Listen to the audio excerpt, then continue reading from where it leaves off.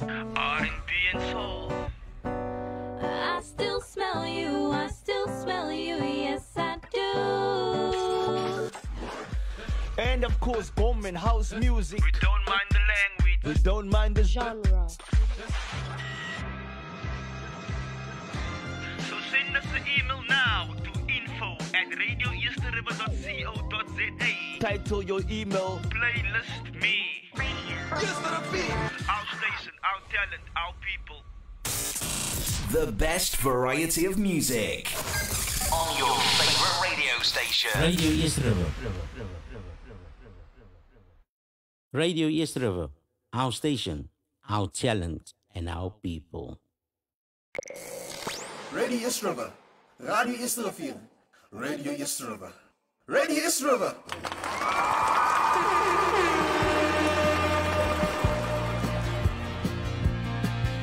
I once was lost and lonely. I said I was a sinner too. And then I heard a voice from heaven. It said, arise, there's work to do. So I took my master's hand and I joined a Christian band. And now I'm on the battlefield for my Lord. I left my friends and kindred, bound for the promised land. The grace of God upon me and a Bible in my hand. This gospel land I trod, crying sinner called to God. And now I'm on the battlefield for my Lord. I'm on the battlefield, I fight for Jesus. Oh, I said I'm on the battlefield for my Lord. And I promised him that I would serve him till I die. Yes, I'm on the battlefield for my Lord.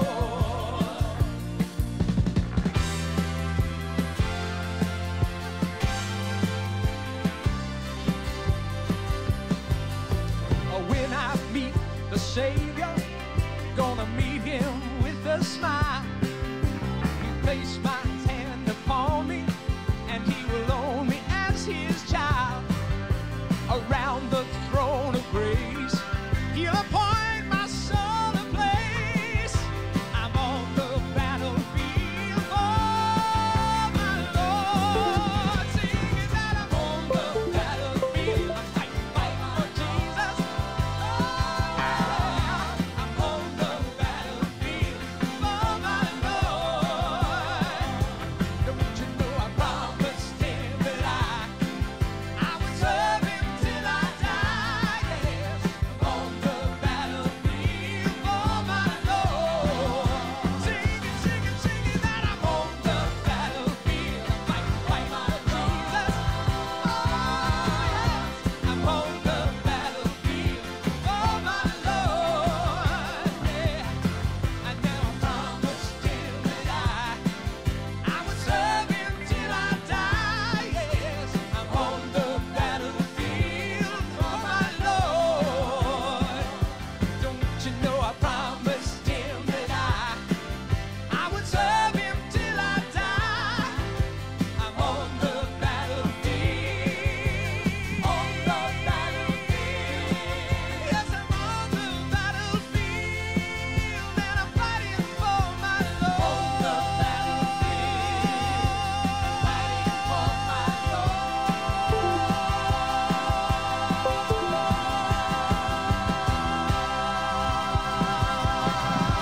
Radio East River. Our station, our talent, and our people.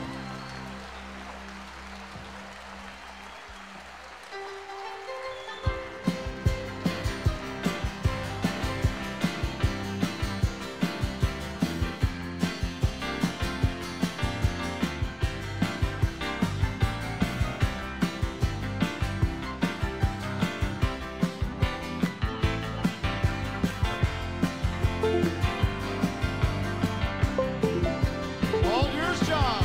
I'm on the battlefield. I'm fighting for my Jesus. I'm on the battlefield for my Lord.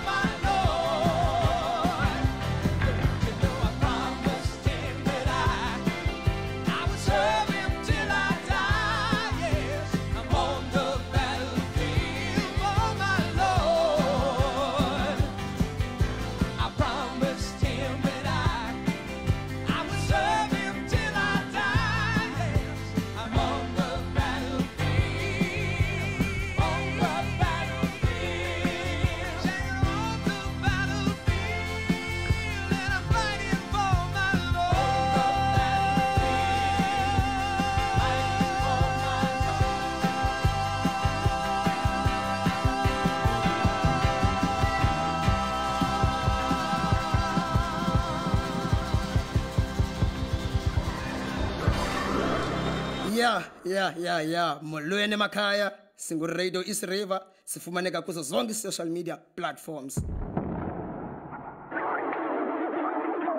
Hi Mr. Brown, feeling down? Listen to the leading internet radio station in Cape Town.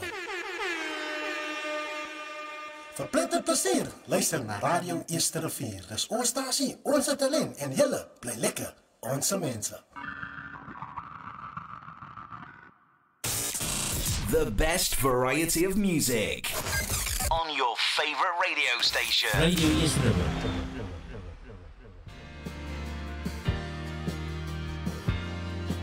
Radio East River, our station, our talent. I once was lost and lonely. I said I was a sinner too. And then I heard a voice from heaven. It said, arise, there's work to do. So I took my master's hand and I joined a Christian band. And now I'm on the battlefield for my Lord. I left my friends and kindred, bound for the promised land. The grace of God upon me and a Bible in my hand. This gospel land I trod, crying sinner called to God. And now I'm on the battlefield for my Lord. I'm on the battlefield, I fight for Jesus. Oh, I said I'm on the battlefield for my Lord. And I promised him that I would serve him till I die. Yes, I'm on the battlefield for my Lord.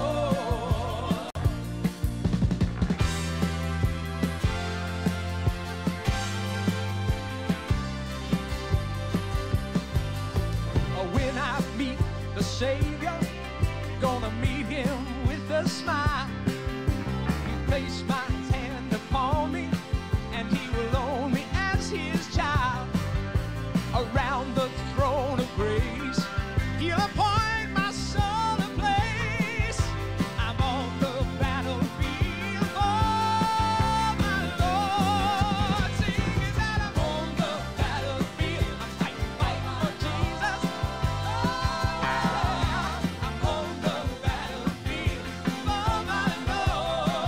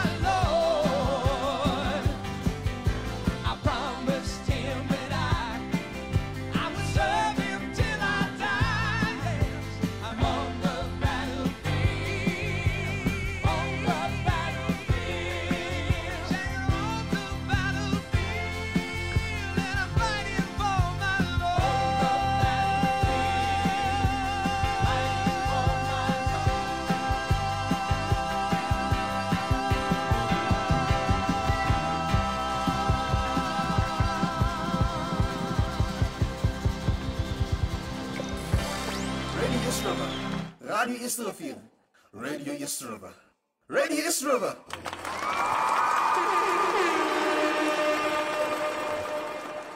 God bless you and welcome to this morning's broadcast of the Message of the Hour with me, Brother Elmar, and I greet you in the precious name of Jesus Christ, our Lord, our Savior, our Redeemer, our Maker, and we are just so grateful to come into your home and heart this morning to just share with you the gospel of Jesus Christ.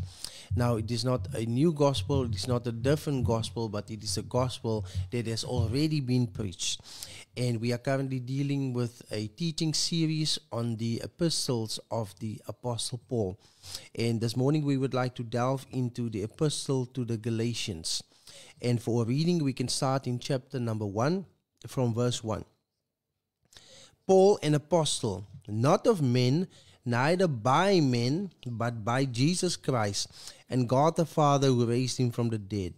And all the brethren which are with me, unto the churches of Galatia, grace be to you and peace from God the Father, and from our Lord Jesus Christ, who gave himself for our sins, that he might deliver us from this present evil world, according to the will of God and our Father, to whom be the glory forever and ever. Amen.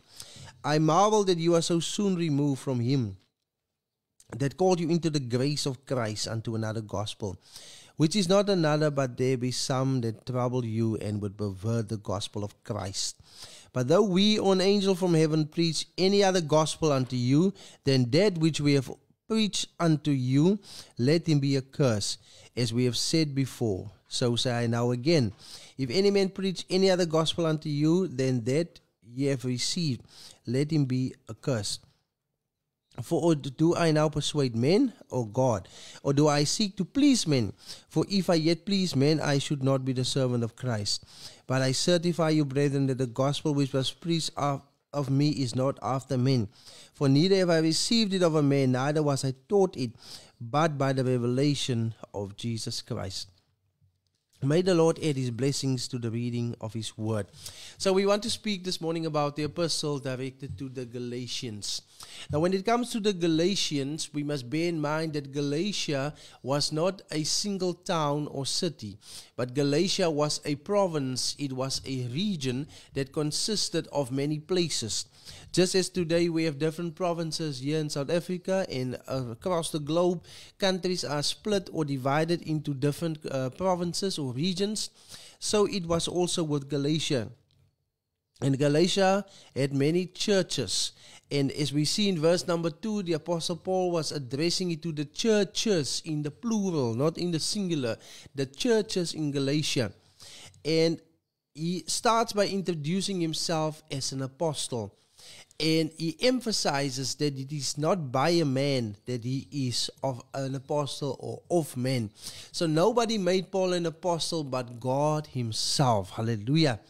And he even gives us the certainty that the gospel that he preached, he didn't learn of a man. Nobody taught him that, but it was by the revelation of Jesus Christ. So what makes Paul to stand out amongst the crowd is that he had a divine encounter with Jesus Christ and he had divine revelation from Jesus Christ. He wasn't a self-proclaimed apostle that rose up and started to proclaim his own views and opinions, but he preached the word of God as it was revealed unto him.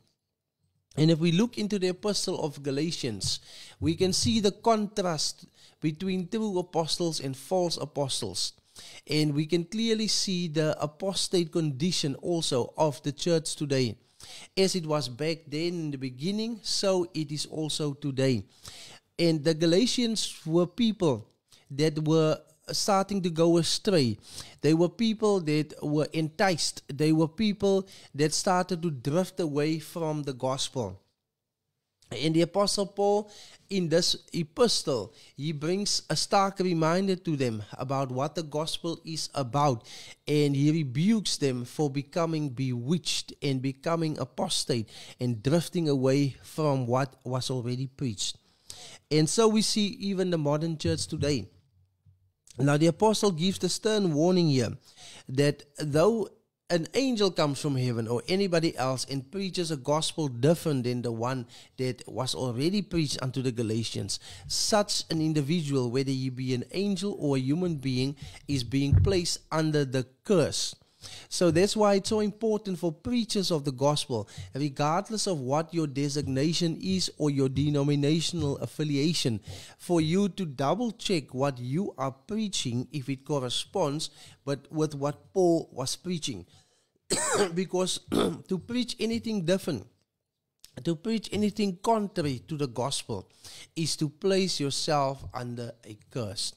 Now, there are curses that come from men in the Bible, but there are curses that come from God.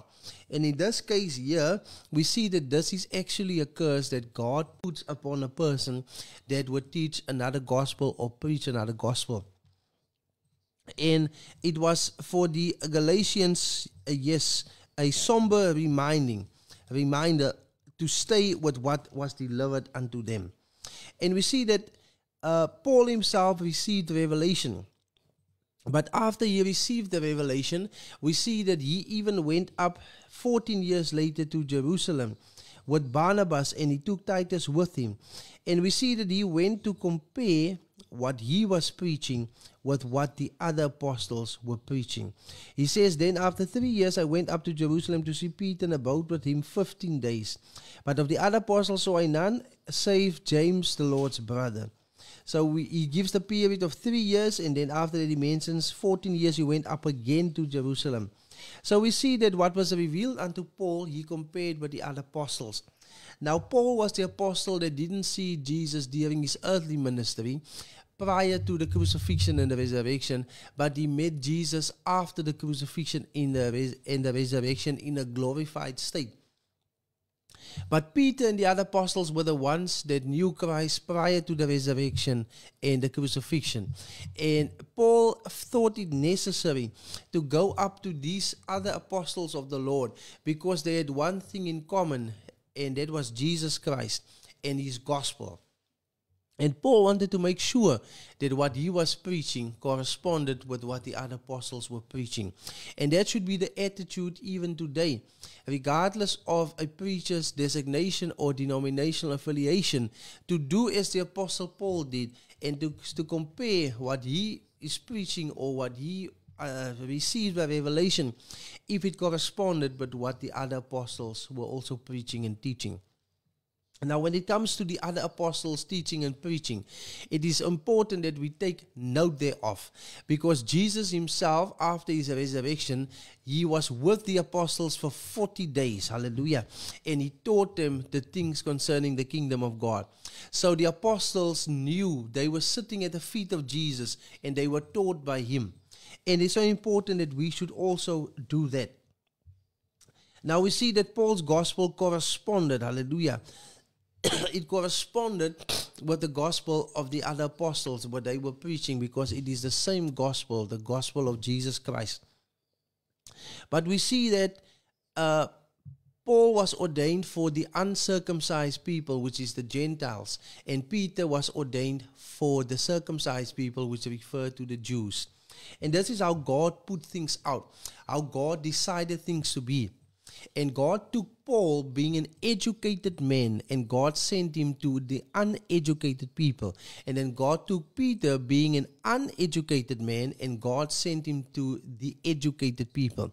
So God works in mysterious ways that we sometimes do not comprehend. But this is how God does things. Hallelujah.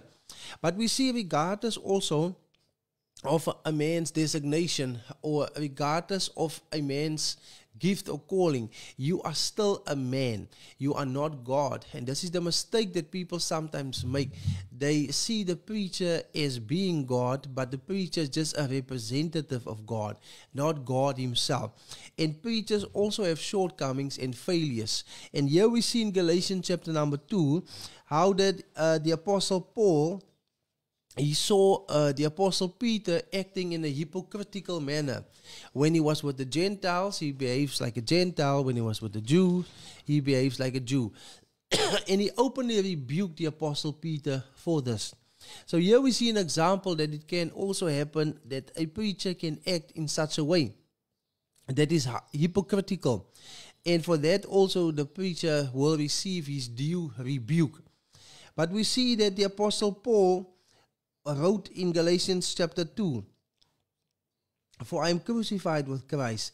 Nevertheless I love not yet I, but Christ liveth in me. And the life which I now live in the flesh, I live by the faith of the Son of God, who loved me and gave himself for me. I do not frustrate the grace of God, for if righteousness come by the Lord, then Christ is dead in vain." So the main thing that happened here in the church of the Galatians is that there was a faction that rose in the church that leaned more towards Judaism and circumcision of the flesh and the observing of the law. And the Apostle Paul was writing that no flesh can be saved by the keeping of the law, but we are saved by the grace of God. He says, "For if righteousness come by the law, then Christ is dead in vain." So we clearly see the Apostle Paul rebuking the false teachings that were creeping into the church. And these false teachings were that people could be justified, yes, that they could be justified by the keeping of the law. But the scripture is very clear that all have sinned and come short of the glory of God. So nobody can be saved through the keeping of the law, although the law is good and righteous. But there's nothing that you can do in your own efforts to obtain or merit salvation. But salvation is a free gift of God, hallelujah. And it is received by faith in Jesus Christ in the finished work of redemption on the cross of Calvary, hallelujah. And we see that there were Jewish people part of the early church as well, not just Gentile people. So these were people that came from genealogy of Israeli people, and they also accepted the Christian faith. And we see that the Christian faith itself is based on the Jewish scriptures, which is the Old Testament books that we have today. But we see that they didn't fully yet comprehend what the gospel was about. God was ushering in a new era, as was predicted in the prophet Jeremiah, that the days will come that he will make a new covenant. Hallelujah. And they were still trying to live under the old covenant while being under the new covenant. Now, if people could be saved by the keeping of the law, then God could have just let it go by like that. You just keep the law and you become saved. But the fact that nobody can keep the law means also that nobody can be saved by the law. But it took a perfect sacrifice, which is Jesus Christ, the Lamb of God that takes away the sins of the world. It took him to come and take our sins and iniquities upon himself and to become the sacrifice for our sins, the propitiation for our sins. And by us believing and putting our trust in him, we become justified in the sight of God. Hallelujah. And Christ becomes our righteousness. Praise the name of the Lord. Now the Apostle Paul had to deal with this matter. Yes, this matter of being saved by grace and being saved by the law. And he was rebuking the Galatians, and he was calling them two things. He was calling them foolish, and he was calling them bewitched. And so is the modern church even today. The modern church have become foolish and have become bewitched in our day and age. People act in foolish ways, and people allow foolish things to creep into the church. And people have become bewitched by the devil. Yes. And he says that they were bewitched, that they should not obey the truth. And so is today also the issue. In many denominations, or in the church world, or in the Christian world, that the churches have become foolish to not obey the truth. And they've been bewitched by Satan. He says, before whose eyes Jesus Christ have been evidently set forth, crucified among you. Thus only would I learn of you, receive ye the Spirit by the works of the law, or by the hearing of faith. Are you so foolish? Have you begun in the Spirit, and are you now made perfect by the flesh? Have you suffered so many things in vain, if it be yet in vain? He therefore that ministereth to you the Spirit, and work of miracles among you, doth he do it by the works of the law, or by the hearing of faith? So the Galatians were still trying to live under the old covenant. They were still trying to justify themselves by the keeping of the law. But there's no way that you can be justified by yourself. You can only be justified by God through faith in Jesus Christ and the finished work of redemption on the cross of Calvary. Hallelujah. But this was a strong rebuke coming through to the Galatians, and the Apostle Paul was even addressing these questions to them. Are you so foolish, having begun in the Spirit, are now made perfect to the flesh, by the flesh? So they were taking a step backwards instead of a step forward, or instead of remaining on their post. Hallelujah. And here we see in chapter number 3 that the Apostle Paul now makes it very clear, and he uses Abraham as an example. He says, even as Abraham believed God, and it was accounted to him for righteousness, knowing ye therefore the day which are of the faith, they are the children of Abraham. And the scripture foreseeing that God would justify the heathen through faith, preached before the gospel unto Abraham, saying, in thee shall all nations be blessed. So then they which are of the faith are blessed with faithful Abraham. Hallelujah. So here we see that Abraham was justified by faith, as the scripture even says. And so it is also with the New Testament church, that they are justified by faith in the Lord Jesus Christ. Hallelujah. We are not justified by the works of the flesh. And we are not justified by the keeping of the law, but we are justified by the grace of God. Hallelujah. Now, just as Abraham believed God and he had faith, so we also, if we believe God, if we believe the same God of Abraham, then we are in actual fact the children of Abraham. Now, there are people that descended directly from Abraham and can trace their genealogy back to Abraham. And we know that Abraham had 2 sons by the name of Isaac and Ishmael. And then after that, we see he had 8 children by another woman by the name of Keturah. And the people that descended from those 10 sons of Abraham, they can today trace the genealogy directly back and say Abraham is our father. But that is not the only children that Abraham has. The children of Abraham are those that belong to Christ. Hallelujah. He says in chapter 3 verse 29, and if ye be Christ, then you are Abraham's seed and heirs according to the promise. Hallelujah. He says, so then they which be of the faith are blessed with faithful Abraham.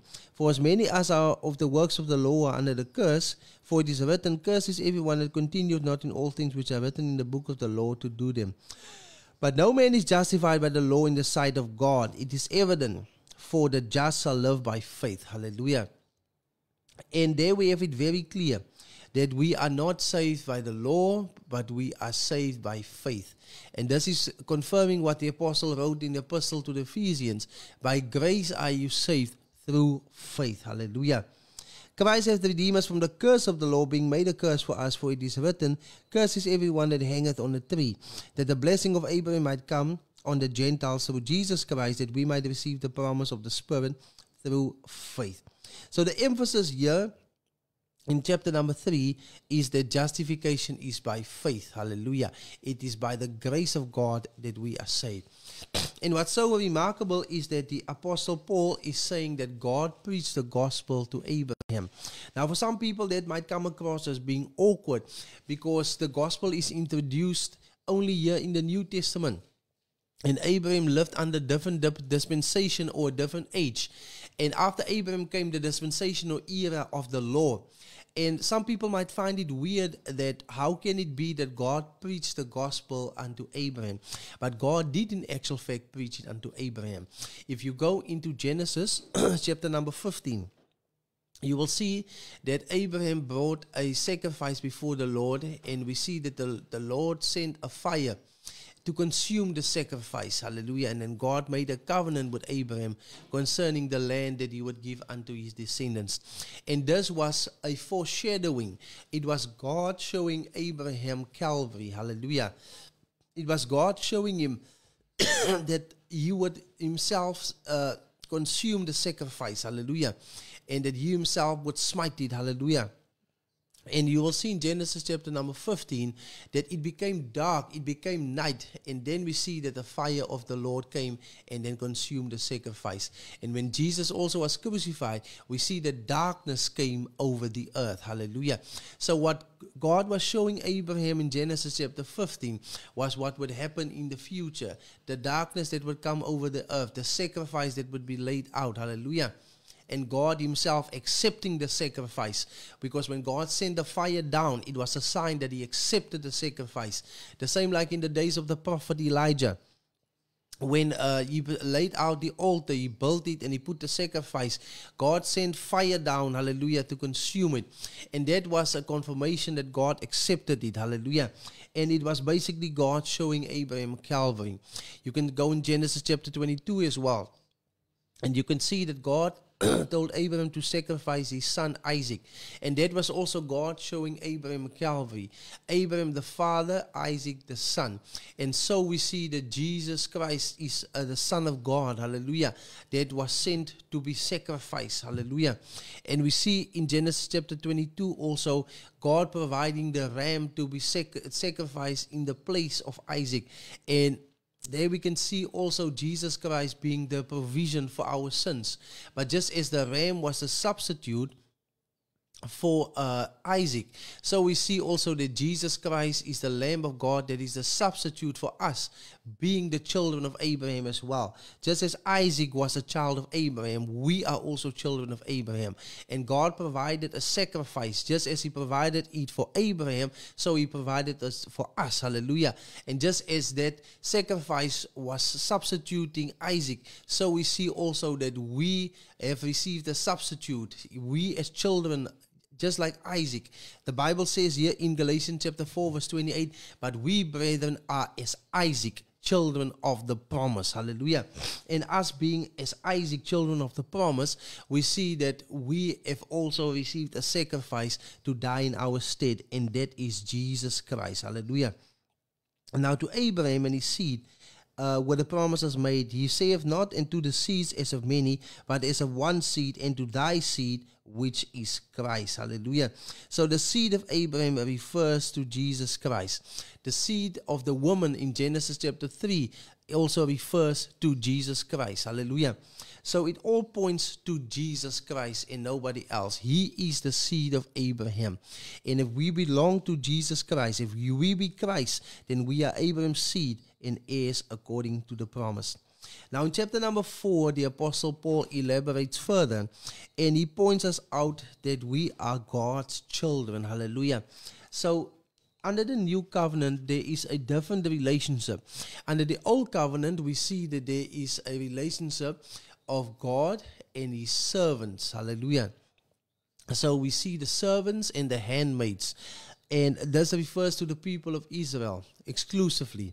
But when we go into the New Testament, we see that the relationship changes, and we are no longer servants, but we are now God's children. Hallelujah.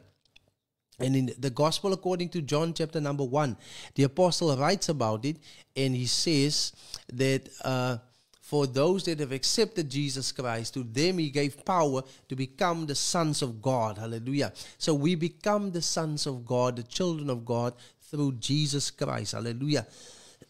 Now in Galatians chapter 4, he says, now I say that the heir, as long as he is a child, differeth nothing from a servant, though he be Lord of all, but is under tutors and governors until the appointed time of the Father.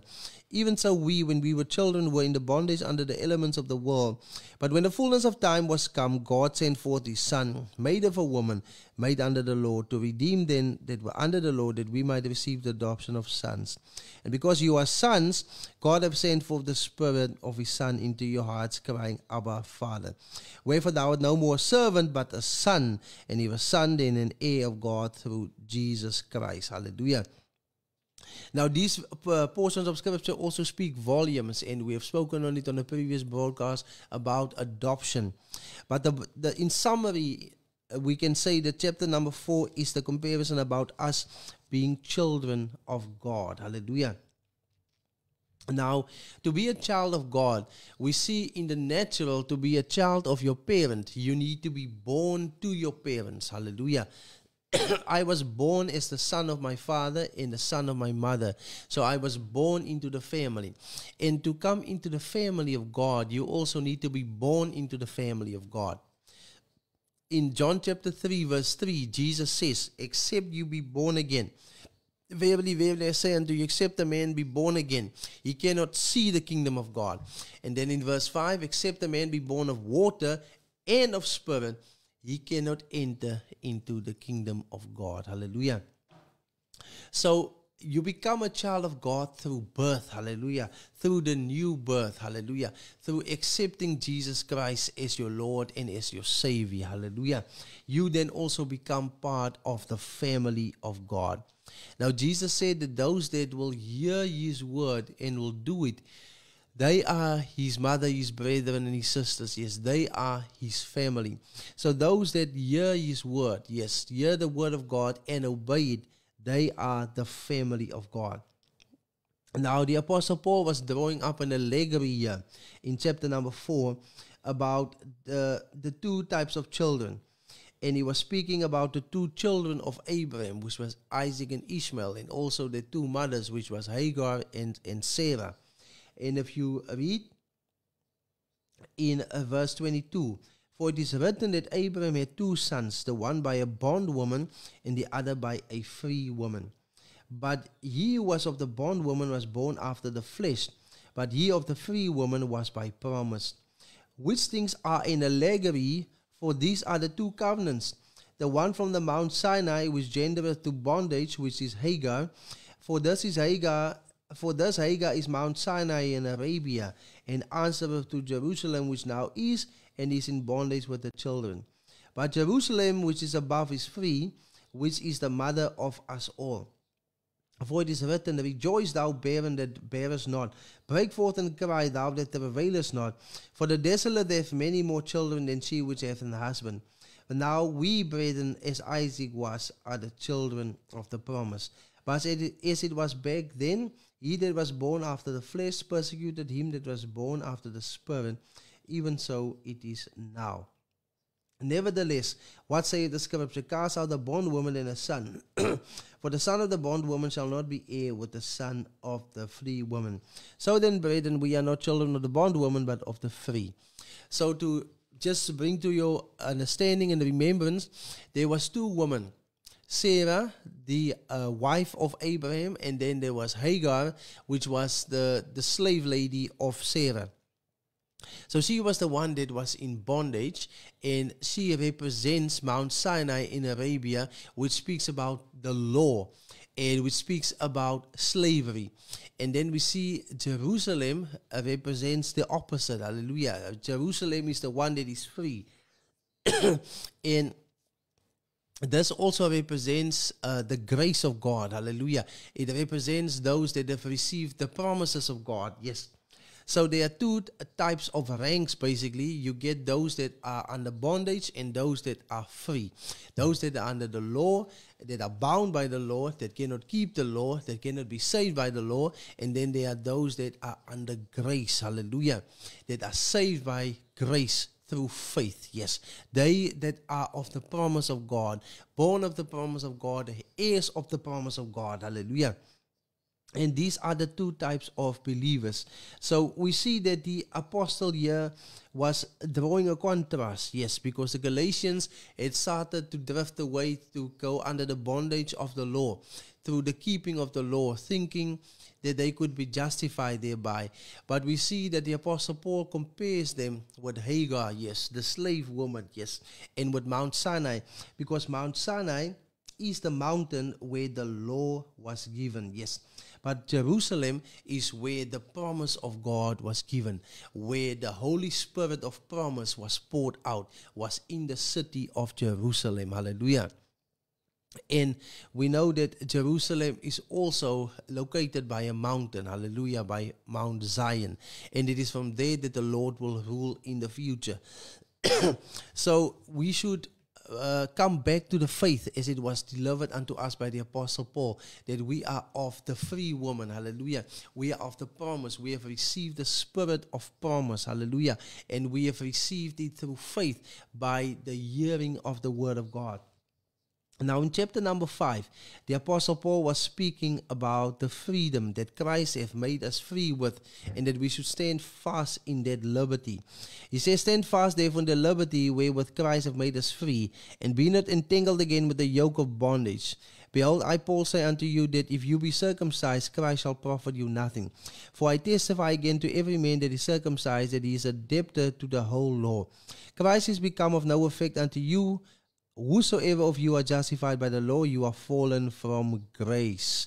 For we through the Spirit wait for the hope of righteousness by faith. For in Jesus Christ neither circumcision availeth anything, nor uncircumcision, but faith which worketh by love. You did run well. Who did hinder you that you should not obey the truth? This persuasion cometh not from him that calleth you. A little leaven leaveneth the whole lump. So once again here in chapter number 5, the Apostle Paul brings into remembrance that you cannot be saved by circumcision and keeping of the law.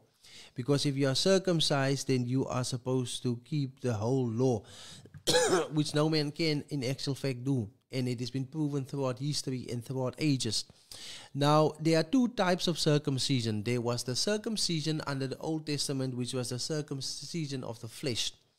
And this was introduced by God himself to Abraham and to his descendants. And the circumcision of the flesh, which was the cutting off of the foreskin of the male, was a sign of the covenant between God and Abraham. But we see that the circumcision in the Old Testament, which is the cutting of the flesh, is connected to the keeping of the law of God. And here we see that in the New Testament there is another circumcision, which is the circumcision of the heart. And the circumcision of the heart is the baptism of the Holy Spirit. The Holy Spirit circumcises the heart. And the baptism of the Holy Spirit is what connects you to the new covenant.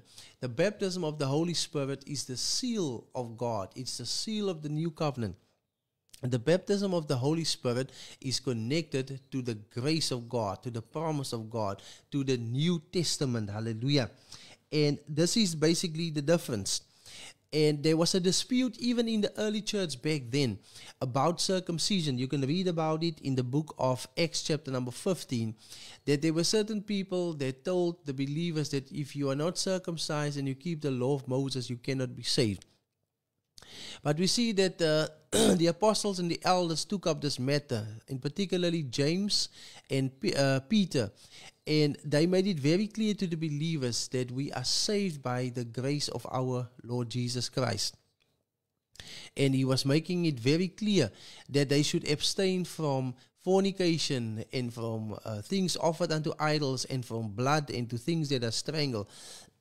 And if they do these things, that they would do good. So we see that the Apostle Paul, together with the Apostle James and Peter and even the others in the early church, they taught the New Testament believers that it was not the requirement for them as Gentile believers to be circumcised, because the sign of circumcision of the flesh was exclusively a sign of the covenant between God and Israel and the children of Abraham or Israel under Old Testament times. And we see that even Jesus was circumcised, and everybody before him also was circumcised, but that was under a different era or dispensation.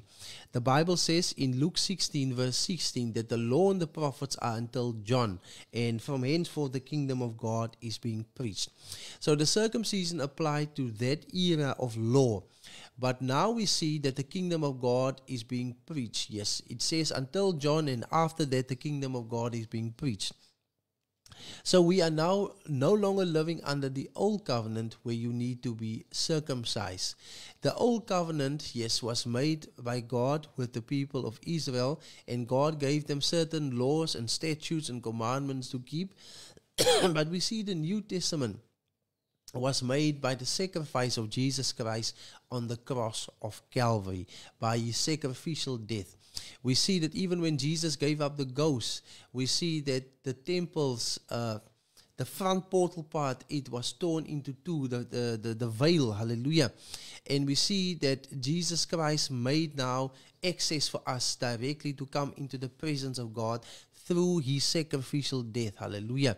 We that could not enter into the presence of God, we that could not go and see God, we now have access to God through Jesus Christ. Jesus says, I am the way, the truth, and the life. Hallelujah. So the actual circumcision now in the New Testament is to be circumcised in your heart through the baptism of the Holy Spirit. Hallelujah. And that is what connects you to the promises of God or the covenant of God.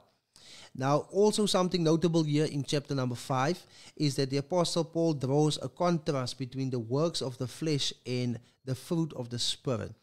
He says, for the flesh lusteth against the Spirit, and the Spirit against the flesh. And these are contrary to one another, so that you cannot do the things that you should. But if you be led by the Spirit, you are not under the law. Now the works of the flesh are manifest, which are these: adultery, fornication, uncleanness, lasciviousness, idolatry, witchcraft, hatred, variance, emulations, wrath, strife, seditions, heresies, envyings, murders, drunkenness, revellings, and such alike, of which I tell you before, as I have told you in the past, that they which do such things shall not inherit the kingdom of God. But the fruit of the Spirit is love, joy, peace, long-suffering, gentleness, goodness, faith, meekness, temperance. Against such there is no law. And they that are Christ have crucified the flesh with the affections and lusts. For if we live in the Spirit, let us also walk in the Spirit. Let us not be desirous of vainglory, provoking one another, envying one another. So we see that the flesh has works and the fruit, the Spirit has fruits. Hallelujah.